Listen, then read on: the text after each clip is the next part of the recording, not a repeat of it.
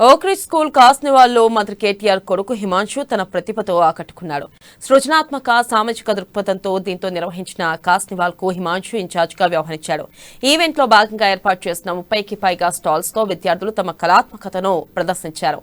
Food fun, games ప్రదర్శన కొనసాగిన కాస్నివాల్లో ఓక్ జైల్, cycle painting stalls, live music concert తో తమలోని ప్రతిభను చూపించారు. ఇక ఈ కాస్నివాల్ కు మంత్రి సబితా ఇంద్రారెడ్డి, హీరోలు నిఖిల్, కిరణ్, అబ్బవరం హాజరయ్యారు.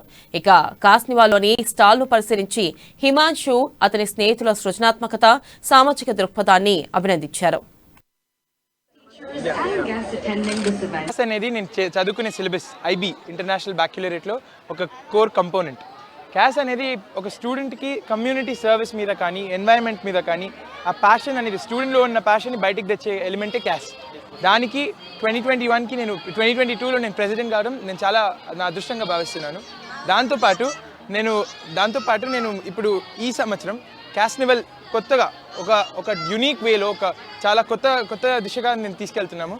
ప్రతి సంవత్సరం కాస్నివల్ 2016 నుంచి అవుతుంది, కానీ ఈ సంవత్సరం మేము ఏమనుకున్నామంటే కాస్నివల్ ఈసారి కండక్ట్ చేస్తే మన స్కూల్ వారి కోసమే కాదు, బట్ బయట నుంచి ఎవరు వచ్చినా కూడా మన కోసం ఈసారి వాళ్ళకి అందరిని ఓపెన్ చేసి అందరినీ లోపలికి రానిచ్చి అందరినీ కూడా మా స్టూడెంట్స్ క్రియేటివిటీ లేకపోతే మా స్టూడెంట్స్ వాళ్ళ టాలెంట్ చూపించాలని అనుకున్నాం. ఈ ఈవెంట్ని నేను ఏమంటానంటే bridge between environment and education.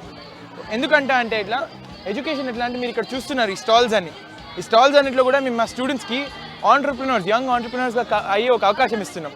వాళ్ళకు different customers, different behaviours, different mindsets, different taste and preferences, ఇట్లా ఒక 100 రకాల మందిని కలుస్తారు. 100 రకాల మాటని ఎవరైనా కూడా ఈ క్యాష్ జైల్ అనేది స్టూడెంట్స్ ఎలా అంటే ఒక నామినల్ ఫీ 200 కట్టి లోపల పెట్టొచ్చు, అండ్ తర్వాత వాళ్ళు బయటికి రావాలంటే బెయిల్ కట్టి బయటికి రావాలి.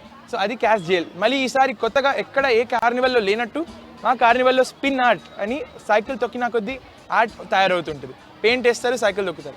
సో ఇట్లాంటి చాలా క్రియేటివ్ ఐడియాస్ ఒక 36 స్టాల్స్లో మా స్టూడెంట్స్ పెట్టి నేను నా తగినంత ఈ సంవత్సరం నేను క్యాష్ ప్రెసిడెంట్ కాబట్టి ఒకవేళ నేను ఆ లేక్ని రివైవ్ చేయగలిగే సత్తా నాలో ఉంది అనుకుంటే చేసి తీరుతాను.